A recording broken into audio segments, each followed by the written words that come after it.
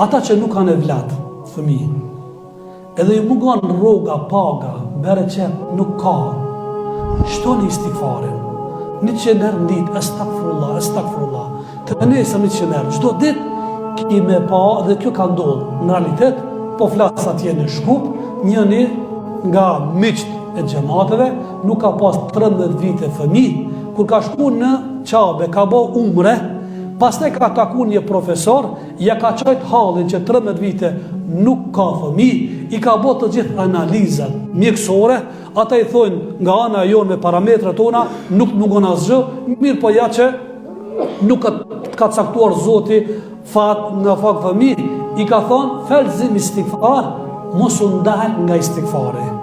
Thot, unë kam vazhduar me bëj istighfar ma shumë se 3 javë, ma pak se 1 muaj, vetëm se me erë lajmi nusja ime ka met me barë. Ama me bindje. E tash, shpitelashe, probleme, çka janë këto? Istighfar ba së më shumë. Thuj grujës, fëmijëve, vetës, astaghfirullah, astaghfirullah. O Zot na fal, ta kesh parasysh se shpejti ka marrë bereqeti. Ka shumë faktor, ama këto 2 faktor që i përmenda, edhe me këta do ta përmbyllë, nuk do ta zgas.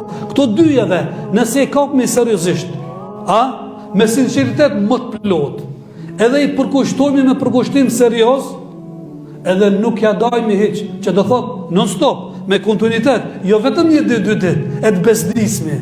Jo, vazhdon, 1 javë, 2 javë, 3 javë, 1 muaj, 2 muaj, derisa shikon Zoti se ti me të vërtet je sinqer dhe kërkon, po nuk e ki vetëm se kalimthi, ke me pa bereqet, mirësi, fat dhe nafak. Allahu na shtof bereqetet në familjet tona.